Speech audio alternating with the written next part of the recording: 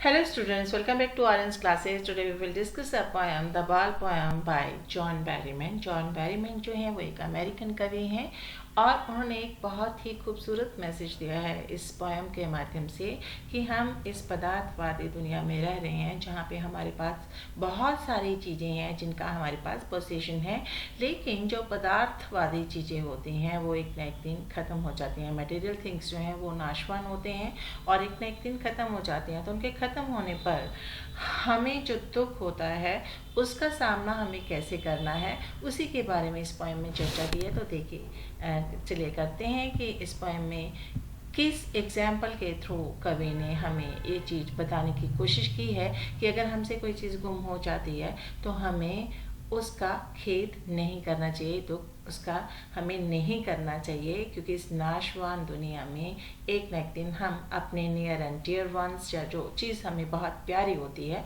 वो हम खो ही देंगे, लेकिन उसको हमें फेस करना आना चाहिए। जो दुख हमें होता है उसको खोने का, उसको हमें फेस करना आना चाहिए।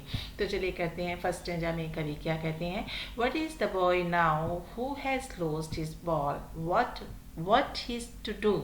I saw it go merrily bouncing down the street, and then merrily over there it is in the water.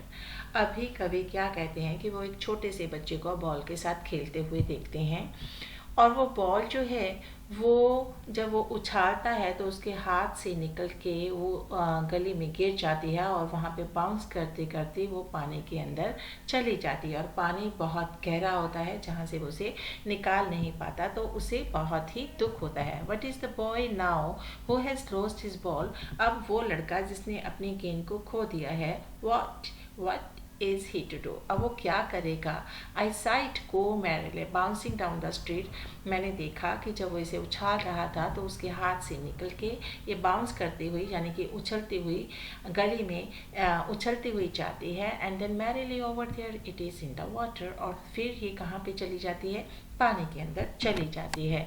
No use to से oh there are other balls. तो कहते कि जब वो बच्चा उस बॉल को खो देता है, पानी में चली जाती है और वो दुखी हो जाता है, तो ये कहने का कोई फ़ायदा नहीं है कि कोई बात नहीं, दूसरी बॉल मिल जाएगी। An ultimate shaking grief fixes the boy. और उस बॉल को खोने का दुख इतना होता है उस बच्चे को कि वो खड़ा का खड़ा रह जाता है, हिल भी नहीं पाता है। एज ही स्टैंड्स रिजिड, वो एक ही जगह पे खड़ा रहता है। ट्रेम्बलिंग, शेक कर रहा होता है, क्योंकि जब आपको बहुत ज़्यादा लॉस होता है तो समटाइम्स यू स्टार्ट ट्रेम्बलिंग। और स्टेयरिंग डाउन, और वो नीचे की तरफ देखना शुरू करता है गली में कि कैसे उसकी बॉल उछलते हुए पानी में गिर गई है। All his young days into the harbour where his ball went. अब वो देखता है कि किस तरह से वो उस बॉल के साथ गली में खेलता था और आज किस तरह से वो बॉल जो है उसके हाथ से छुट के पानी में गिर गई है। I would not intrude on him. अब कभी ये सब देख रहे हैं, लेकिन वो उस सिचुएशन में जाके उसको सांत्वना नहीं देना चाहते हैं और कुछ इंटरफेयर नहीं करना चाहते हैं, क्योंकि अभी वो बहुत दुखी है। A dying another ball is worthless now, क्योंकि उसको पता है कि जो बॉल होती है वो बहुत सस्ती होती है, 10 सेंट्स की होती है, जो कि एक यूएस करेंसी है, ठीक है। तो कहते कि उसको ख़रीदना इतना मुश्किल नहीं है, दे सकते हैं, लेकिन अगर उसको दोबारा से बॉल को दिला दिया गया और उसको इस चीज़ का जो है आभास ही नहीं हुआ कि बॉल खोने का दुख क्या होता है, तो वो कुछ सीखेगा नहीं, ठीक है। तो उसको किसी चीज़ की इम्पोर्टेंस क्या है ये सिखाने के लिए उसको ये नहीं कहा जाएगा कि तुझे दूसरी बॉल जो है वो मिल जाएगी, ठीक है। ही सेंस इज फर्स्ट रिस्पॉन्सिबिलिटी, क्योंकि इसी से तो उसको अपनी पहली जिम्मेदारी का आभास होगा। बॉल गुम हो गई है, उसको कैसे संभाल के रखना चाहिए था, या फिर अगर गुम हो गई है तो उसका लॉस जो है उसको कैसे सहना है, ये रिस्पॉन्सिबिलिटी उसको आना चाहिए। इन अ वर्ड ऑफ पोजीशन हमारे पास बहुत सारी चीज़ें होती हैं।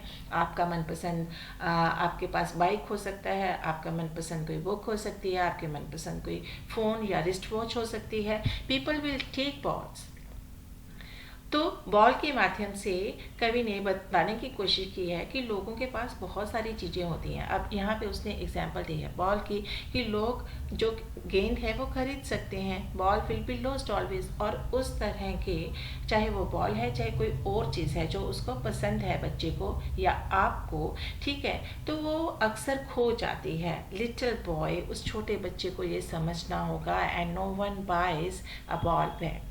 और जब कोई चीज़ आपकी गुम हो जाती है और वो भी ऐसी जगह जहाँ पे उसको वापस लाना नामुमकिन होता है, ठीक है, पैसे से हम उसको नहीं लेके आ सकते क्योंकि मनी इज़ एक्सटर्नल, ये एक्सटर्नल बात है, ठीक है, मनी जो है वो एक्सटर्नल थिंग है। लेकिन जो लॉस हुआ है वो आपने इंटरनली फील किया है, आपको दुख हुआ है उसका, तो वो चीज़ जिसका आपको लॉस हुआ है, जिसको पैसे से नहीं खरीदा जा सकता, वो उस लॉस को आपको सहना आना चाहिए। ही इज़ लर्निंग, वो सीख रहा है उस बॉल के माध्यम से। Well behind his desperate eyes, जब उसकी वो बॉल गुम हो गई है तो उसकी आंखें जो हैं वो, उसमें एक होपलेसनेस नज़र आती है कि अब उसको वो बॉल जो है वो नहीं मिलने वाली है क्योंकि वो गहरे पानी में गिर गई है। तो उसी तरह से हमारी लाइफ में समटाइम्स हम बहुत कुछ अच्छा समा होता है जिसका हम फ़ायदा नहीं उठा पाते और बाद में पछताते हैं, लेकिन हमें उस चीज़ का वैल्यू पता लग जाती है कि अगर हमने मौके का फ़ायदा उठाया होता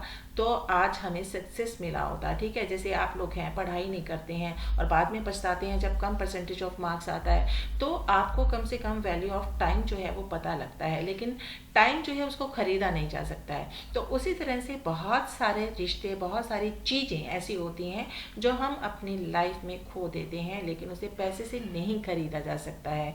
तो वो लॉस कितना बड़ा होता है उस चीज़ का आभास बच्चे को ज़रूर होना चाहिए और उसको फेस करना भी उसको आना चाहिए। The epistemology of loss, understanding the nature of loss, कि वो लॉस क्या था, हाउ टू स्टैंड अप, और उस लॉस के बाद आपको फिर से दोबारा कैसे खड़े होना है।